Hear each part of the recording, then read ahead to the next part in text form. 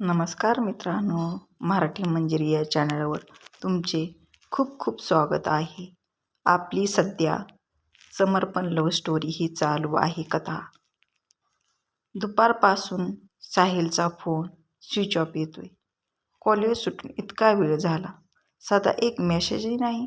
नक्की कुठे गेला असेल तो? हॅलो प्रतीक, साहिल कुठे आहे? काही माहिती आहे का तुला?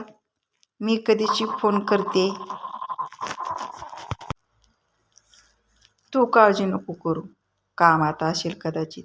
काही समजले तर मी तुला लगेच कळवतो. पण तो कधीच एवढा वेळ फोन बंद ठेवत नाही रे. प्रतीक धीर देत, तू काळजी नको करू, कामात असेल कदाचित. त्याला कोणाचा फोन आला असेल. साहिल नक्की कुठे गायब झाला? काय घडले असेल त्याच्यासोबत? पुढील भागासाठी नक्की फॉलो करा.